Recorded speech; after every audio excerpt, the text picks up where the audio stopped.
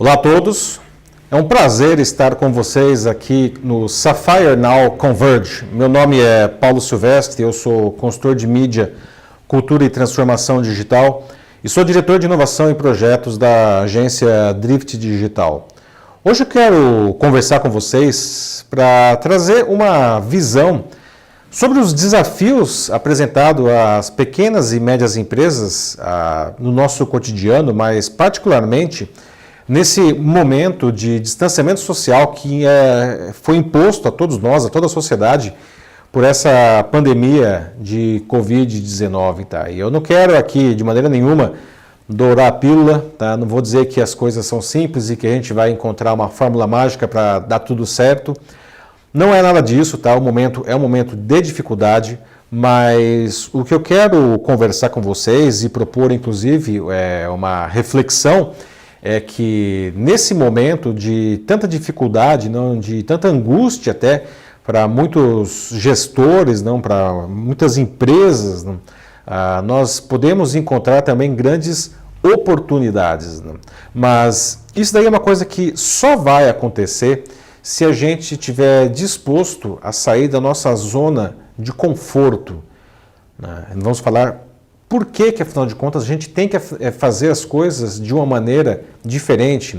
E como a tecnologia nos ajuda muito nesse momento. A tecnologia, aliás, ela está no centro desse processo de mudança para manutenção de negócios, de empresa e da vida, por que não dizer.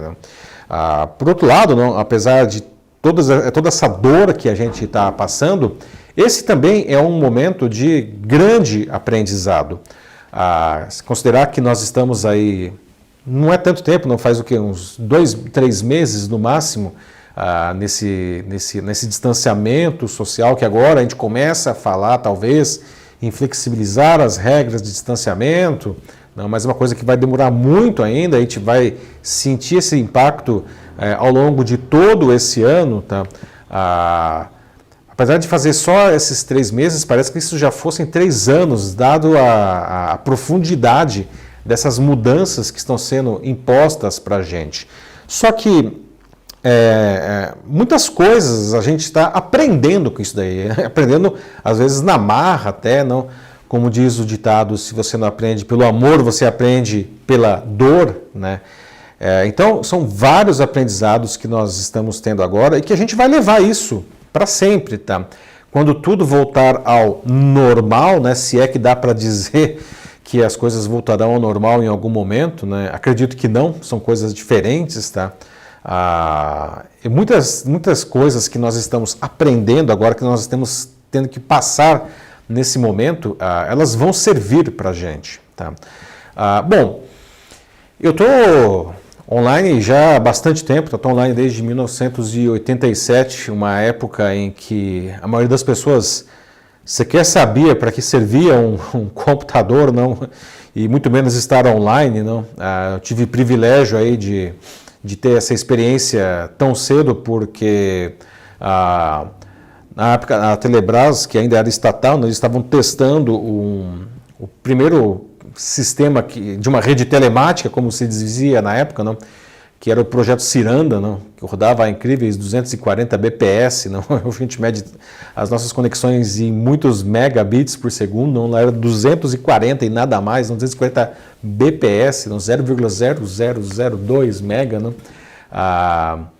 Eu tive a oportunidade de conhecer esse sistema e foi uma experiência absolutamente transformadora, né? Tanto que eu decidi que eu nunca mais queria fazer alguma coisa diferente na minha vida. Não? Eu queria sempre continuar fazendo esse trabalho, esse desenvolvimento de projetos e produtos digitais. Não? Tanto que eu trabalho com a mídia digital e com conteúdo digital e com o desenvolvimento de projetos digitais desde 1995, não? Que foi quando isso começou a ser liberado aqui no Brasil. Né? Então, eu acompanho e pesquiso as transformações na sociedade e nas empresas promovidas pelo meio digital praticamente desde o dia zero disso aqui no Brasil. Né? E o fato é que a tecnologia digital ela vem transformando não só os negócios, mas a vida das pessoas desde os anos 1980, né, quando os primeiros microcomputadores chegaram aqui no Brasil, né? Eles já existiam desde os anos 70 nos Estados Unidos. Na Europa eles demoraram um pouco para chegar aqui no Brasil por conta da malfadada lei da informática que vigorou aqui no país nos anos 1980, né? Então a gente ficou um pouco atrasado, mas quando eles chegaram aqui em 1980 a gente começou a sentir essa transformação digital nas empresas, né? E é engraçado pensar isso, né? Como que as coisas crescem numa velocidade e evoluem numa velocidade exponencial, não? Até não muito tempo atrás, não, até, sei lá, 10, 15 anos atrás, não, o fax era o cúmulo da modernidade. Nos anos 90, não, nossa senhora, o fax era uma coisa absolutamente revolucionária, não? Inclusive, naquele filme De Volta para o Futuro 2, quando eles iam para o futuro, que seria 2015 no filme, né? Na visão deles, todos os cômodos da casa teriam um fax. Isso seria super moderno, né? E eu pergunto para vocês, né? Onde está o fax hoje, não? Outra coisa, não, que também a gente pode pensar, não, que mudou dramaticamente, não, a gestão, pelo menos de parte da empresa, as planilhas eletrônicas. Nossa senhora, como assim pensar a vida sem uma planilha eletrônica, né? Os mais antigos aí que gostam de arqueologia digital talvez se lembrem do VisiCalc, não? Primeira planilha eletrônica da história que rodava em CP/M ainda, ou em Apple II, não? Do Apple II, não? Depois, enfim, veio o Lotus 2.3, né? Veio, enfim, o Excel, que se consolidou como uma grande planilha eletrônica do mercado, não? Ou então pensar, puxa vida, quando a sua empresa conseguiu finalmente, pela primeira vez, ficar online com o seu banco, fazer transações com o banco, não? Que coisa incrível isso daí. E então, finalmente chega o e-commerce. Cara, o e-commerce foi uma coisa absolutamente revolucionária, não? As pessoas poderiam comprar o seu produto sem precisar ir até a sua loja física. Aliás, nem precisava mais ter a loja física. Eu me lembro dos anos 1990 ainda, não? Até quando rolava um certo deslumbramento nisso daí, eu lembro de empresas que fecharam as suas lojas físicas e disseram que elas estavam se mudando para a internet, não? Que, enfim, hoje a gente sabe que tem um certo deslumbramento nisso, não? Mas existia essa euforia, não? Da mudança do digital, que estava mudando tudo, não? E o que era interessante é que tudo aquilo estava acessível, né? Até mesmo para os pequenos. Não era uma coisa disponível só para grandes empresas, para multinacionais com budgets milionários, não. Não, tudo isso estava disponível de maior ou menor escala para toda a empresa, não. E você conseguia fazer, graças a toda essa transformação digital, você conseguia fazer muito mais, não, por muito menos, não. Você tinha um acesso ampliado aos seus clientes, aos seus fornecedores, aos seus parceiros, não? Até pensar assim, quais são os momentos marcantes dessa trajetória, não? Bom, a própria microinformática sendo liberada, né, nos anos 1980, como já disse, não? A web comercial que chegou no finalzinho aí de 1994, que até então a internet ela era alguma coisa restrita a poucas universidades, não?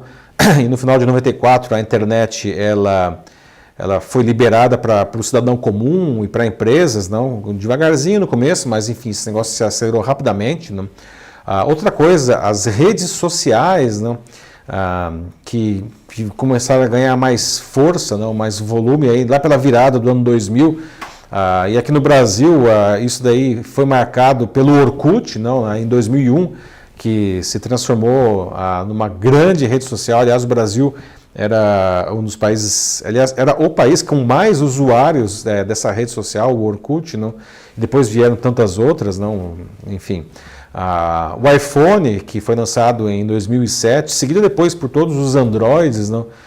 Que colocaram na mão das pessoas, pela primeira vez, um computador extremamente poderoso, fácil de usar, conectado à internet 24 horas por dia, não? E no seu bolso, né? E por fim, a computação na nuvem e o software as a service, não? Que são duas coisas que mudaram bastante os negócios, não? E estão sendo desenvolvidos, estão evoluindo aí ao longo da última década. Não? De novo, tudo isso, não, todas essas tecnologias, todos esses recursos cada vez mais poderosos, cada vez mais fáceis de usar, cada vez mais baratos, não? E, consequentemente, tudo isso mais acessível até mesmo para as pequenas empresas. Não? Bom, a transformação digital, você fala, nossa, que coisa maravilhosa, tudo isso é lindo, né? Mas a gente precisa ter em mente o seguinte, tá? Por mais que a gente tenha todos esses recursos digitais aí disponíveis, por mais que até isso esteja disponível nas empresas, tá? Eu costumo dizer que a transformação digital ela é muito mais transformação do que digital. A transformação digital, e isso talvez seja a coisa mais difícil nesse processo, não? Ela acontece na cabeça das pessoas em primeiro lugar. Tá? E tem que ser assim todo mundo da empresa, tá? Desde o dono da empresa, do gestor, até quem está lá na ponta, né? Falando com o cliente. Porque se isso não acontece, se existe uma parte da empresa que não compra a transformação digital, esse cara vai sabotar todo o processo. Tá? Então, a transformação digital é alguma coisa que precisa mexer na cultura da empresa de uma maneira absolutamente transversal. Aliás, o Peter Drucker, né, considerado pai da administração moderna, ele tem uma frase que é muito emblemática. Não? Ele diz o seguinte, e ele nem estava pensando em transformação digital, mas ele dizia que a cultura come a estratégia no café da manhã. Então, sim, a tecnologia ela é fundamental, tá? Mas nem a melhor tecnologia do mundo vai salvar um negócio cujos gestores se recusam a fazer os movimentos necessários, porque eles não acreditam naquilo, ou eles não gostam daquilo. A cultura da empresa não se modificou no sentido de estar aberta a fazer a transformação digital, a fazer os movimentos necessários. Só que, veja só o que acontece agora nesse momento aí de pandemia de Covid-19. Né? Nós temos que fazer movimento, até mesmo para a gente continuar vivos no mercado. E é curioso observar que existem empresas que estão brilhando nesse momento e existem empresas que estão sofrendo. Aliás, infelizmente, a gente vê mais empresas sofrendo do que brilhando. Tá? E as empresas que estão brilhando são as que saem da sua zona de conforto e fazem os movimentos necessários. Esses dias eu estava até vendo uma dessas piadas aí que vem pelas redes sociais, não? E era uma pergunta que dizia o seguinte, quem que é o principal promotor, o sponsor da transformação digital na sua empresa? Né? E o item A era CEO, o item B era o COO, o item C era o CIO e o item D era Covid-19, resposta certa, Covid-19, item D, né? E, de novo, isso vale para empresas gigantes, tá? Multinacionais, multimilionárias, até para as pequenas e médias empresas. Não? O vírus aí, né, ele se transformou no motivo da transformação digital das empresas. Tá? Agora, nesse cenário, não, a grande dificuldade, portanto, é sair da sua zona de conforto, porque... Poxa vida, né? É natural do ser humano. Eu quero continuar fazendo as coisas do jeito que eu sempre fiz. Eu já estou acostumado, né? Só que isso daí, às vezes, é uma armadilha, né? A zona de conforto pode ser uma tremenda armadilha, porque ela justamente impede você de inovar, né? E por que, afinal de contas, é tão difícil inovar? Aliás, eu faço uma pergunta para você aqui. Será que a inovação é inimiga da produtividade? Isso mesmo que você ouviu, tá? Será que a inovação é inimiga da produtividade? Vamos pensar, nós como gestores, não, a gente é condicionado a ser cada vez mais produtivos. E não tem nada de errado com isso, muito pelo contrário, né? E para ser produtivo, a gente tem que fazer mais, a gente tem que fazer melhor, a gente tem que fazer mais barato, a gente tem que fazer mais rapidamente, né? Com menos recursos. Né? Ou seja, a gente vai refinando os processos. Quanto mais a gente faz aquilo, né, da mesma forma, esse processo ele vai sendo refinado. Consequentemente, a gente fica mais produtivo, aumenta a lucratividade, o que todo mundo fica feliz. Tá? O problema é que isso daí depende de você fazer as coisas do mesmo jeito. E gestores detestam correr riscos. Só que veja só qual que é a situação, né? Inovar, incluir inovação no processo, é justamente você fazer alguma coisa de uma maneira diferente, tá? Consequentemente, você está incluindo riscos no processo. Seria ótimo, né, se a gente pudesse continuar na nossa zona de conforto, garantindo a produtividade, colocando inovação. Mas não é assim que as coisas funcionam, tá? Inclusive, porque a gente tem aí um monte de concorrentes chegando, tá? Concorrentes que acabam sendo mais modernos do que a gente, às vezes, tá? Entre outras coisas, porque justamente por eles serem novos, empresas novas, tá? São empresas que não têm vícios, que não têm legados nos seus modelos de negócios, nos processos, tá? São empresas que, afinal de contas, não tem muito a perder. A gente que está aí no mercado, às vezes, há décadas, não, a gente tem aí toda uma história, não, e a gente tem muito a perder, né? Mas é interessante observar o seguinte, tá? Esses novos entrantes aí que estão chegando para concorrer com a gente, tá? Nem todos eles vão dar certo, mas justamente por eles fazerem esses movimentos que são necessários, justamente por eles puxarem essa inovação, justamente por eles terem modelos de negócios mais modernos, justamente por eles usarem tecnologias de uma maneira mais criativa, esses caras vão acabar dominando o mercado. E mais do que isso, tá? Eventualmente, você pode ser colocado para fora do seu negócio. E aí, quando eu falo isso para muitos gestores, eu ouço de alguns o seguinte: poxa, mas eu já faço isso há 30 anos desse jeito e dá certo. E quando eu ouço isso, eu falo, poxa vida, se isso está sendo feito do mesmo jeito há 30 anos, é o primeiro sinal que alguma coisa está errada, né? Porque como a gente pode esperar que alguma coisa seja feita do mesmo jeito há 30 anos, principalmente em um ambiente, em um cenário como que a gente vive, com as mudanças exponenciais, né? Como a gente pode esperar que isso continue dando certo, né? Não pode ser, tá? Nós temos que fazer, portanto, essas mudanças, tá? E não é fácil, eu sei que não é fácil, tá? Mas é necessário.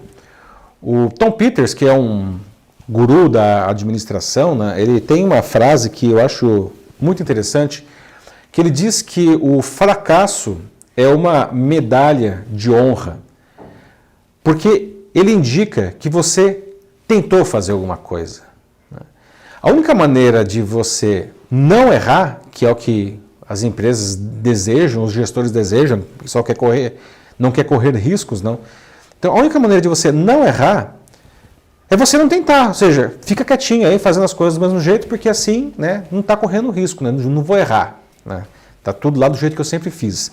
Só que, se você não tenta, você não vai ter sucesso. É muito simples, tá? Para você não errar, você não tenta. Só que se você não tentar, você não vai ter sucesso. Portanto, o Tom Peters diz, de uma maneira absolutamente clara, e ele está correto, que o fracasso ele é ingrediente do sucesso. Você precisa fazer isso daí, né? E aí chega o nosso colega aí, o Covid-19, promovendo todas essas mudanças enormes na sociedade, na população, nas empresas, tá? Forçando esse distanciamento social, deixando um monte de gente dentro de casa. E aí mudanças nas empresas que estavam previstas para acontecer, sei lá, em 5 anos, tiveram que ser feitas em um mês, né? Isso vale para a transformação digital, sim, tá? Mas também para modelos de negócios, né? Assim, eu nunca ouvi se falar tanto de home office, por exemplo, né? Um monte de empresas que torciam o nariz para home office, porque achavam que os funcionários não iam trabalhar direito, não. Hoje essas empresas que foram obrigadas a colocar os seus funcionários para trabalhar em casa, não, descobriram que o home office pode ser um super negócio. Aliás, em muitos casos, as empresas observaram até que a produtividade de alguns ou dos seus funcionários não aumentou trabalhando em casa. Tá? Então veja só, não, como que a mudança às vezes ela é inesperadamente positiva. Tá? E aí o que nós observamos nesse curtíssimo período aí de distanciamento social, não, apesar que está doendo, parece que fosse muito tempo, né? Mas faz o quê? 2, 3 meses isso daí, não? É que as empresas que são mais flexíveis e mais dispostas a mudar, a fazer essas mudanças, elas não apenas estão sobrevivendo, né? Como algumas delas estão conseguindo crescer nesse cenário de grande mudança, tá? E de grandes desafios. Tá? Essas empresas, por fazer as mudanças aí do processo digital, elas estão encontrando novos meios de produção, elas estão encontrando novos canais, elas estão encontrando até mesmo novos clientes. E por falar em cliente, por falar em canal, né, a gente tem que entender também que o nosso público mudou. Aliás, o nosso público já vem mudando há vários anos, né? E isso continuou acontecendo agora no processo aí de distanciamento social, de uma maneira mais intensa ainda, tá? Nós precisamos entender que já há algum tempo, não, as pessoas elas compram de uma maneira diferente. Né? E o canal digital, evidentemente, ele é um canal super importante. Mesmo para o varejo físico, por exemplo, mesmo para quem tem uma loja, tá? Uma lojinha lá, o canal digital ele acaba sendo importante. Nós precisamos estar no canal digital, porque antes do cara ir para a nossa loja, ele vai fazer uma pesquisa na internet. Tá? O sujeito ele chega na loja totalmente brifado, ele já sabe tudo o que ele quer. Então, nós não estarmos nesse canal significa que a gente está se comunicando mal com o nosso cliente. A gente pode estar perdendo negócio, a gente pode estar perdendo clientes. Tá? Outra coisa é que as pessoas elas se preocupam muito com os valores. Tá? As pessoas têm os seus valores e elas esperam que as empresas tenham valores semelhantes aos dela. Né? São valores sociais, as pessoas se preocupam com valores sociais, elas se preocupam com sustentabilidade, elas se preocupam com ecologia, elas querem transparência, genuinidade, elas querem quase uma cumplicidade da empresa junto aos seus valores. Tá? E as empresas que conseguem fazer essa transição, que conseguem demonstrar isso com verdade para o cliente, essas empresas elas estão se posicionando melhor nesse momento. Aliás, né, os valores hoje se transformaram em fator de decisão de compra. E até deixo aqui uma provocação para vocês. Tá? A sua empresa ela está pronta para oferecer isso para os seus clientes? Tá? Porque, inclusive, não, as pessoas hoje elas não compram mais apenas o produto, ou elas não contratam mais apenas o serviço. Né? Hoje as pessoas elas querem a experiência, não? Experiência que vai muito além do produto, do serviço. Não?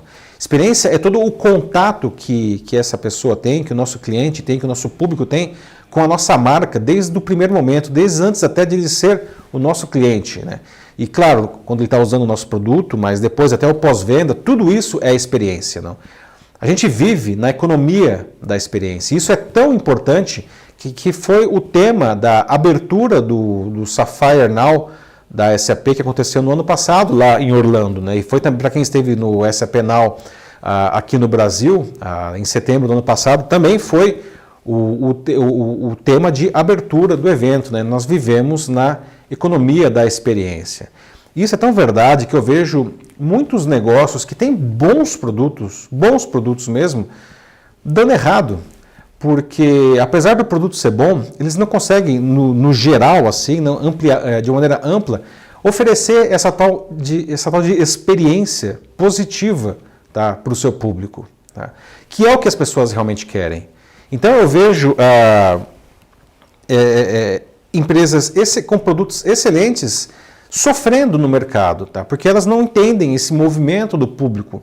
E, de novo, isso vale para empresas grandes, médias e pequenas. Todos os nossos clientes hoje esperam uma boa experiência. Tá? E nesse sentido, para a gente se dar bem, tá? A gente tem que parar de assumir que a gente sabe o que é o melhor para o nosso público, o que é melhor para o nosso cliente. Tá? Às vezes a gente tem uma certeza enorme disso daí, que nós realmente sabemos o que é o melhor para o público. E a gente não sabe. A gente precisa perguntar isso para as pessoas. E, aliás, a tecnologia pode nos ajudar também muito nesse processo, né? De coletar essa informação de uma maneira ética, né? mas que dessa maneira a gente vai conhecer melhor o que realmente as pessoas querem, o que elas esperam de nós, para ajustar o nosso produto, para ajustar a nossa oferta, para ajustar o nosso canal, para ajustar a nossa comunicação. É assim que a gente vai conseguir realmente oferecer essa boa experiência para o público. Tá? E ninguém é pequeno demais para pensar nisso daí. Tá? Não mate a sua boa ideia por não ouvir o que o seu público tem a dizer. Ouça o seu público. Né? Você precisa entregar aquilo que ele realmente deseja. Você precisa estar onde o seu público está, seja no mercado físico, tá? Seja no digital, até mesmo em quais redes sociais o seu público está. Você sabe disso? Talvez não seja aquela rede social que todo mundo está. Você precisa levar isso em consideração. Use criativamente os recursos que estiverem a seu alcance, tá? Inclusive recursos digitais, mas não só eles. E outra coisa importantíssima, você precisa falar a linguagem do seu público. Também vejo empresas que se dão mal porque o público fala, parece até que fosse outro idioma. Não? Você precisa ter uma linguagem alinhada com a linguagem do seu público. Tá?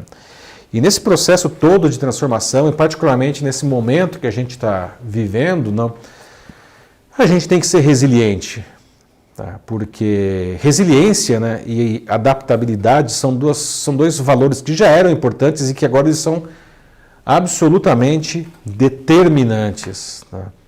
Isso vem crescendo de importância aí nos últimos anos, tá? E agora ficou crítico. Tá? A gente não sabe como são as coisas amanhã, tá? E nesse processo aí, qual que é esse normal aí que vai surgir? Qual que é o novo normal? Aliás, a pessoa fala, não, temos que nos preparar para quando o novo normal chegar. Né? Eu até falo, meu amigo, o novo normal, né? Isso já chegou, ele já está entre nós. O que você está esperando? Está se preparando? Está esperando o quê? Né? Você já deve estar fazendo os movimentos, tem que fazer os movimentos. A gente tem que aprender a se adaptar a essas mudanças. Tá? E, de novo, essa adaptação, ela não deve ser vista como um pesar. Ai, nossa, que horror, né? Que difícil, nossa, como que eu vou sobreviver a isso? Eu sei que é difícil, tá? Mas a gente tem que encarar isso como uma oportunidade. Né?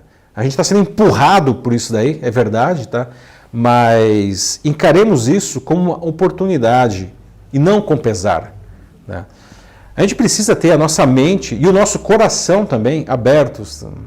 Realmente a gente tem que querer fazer essa mudança, a gente tem que sair dessa zona de conforto. Tá?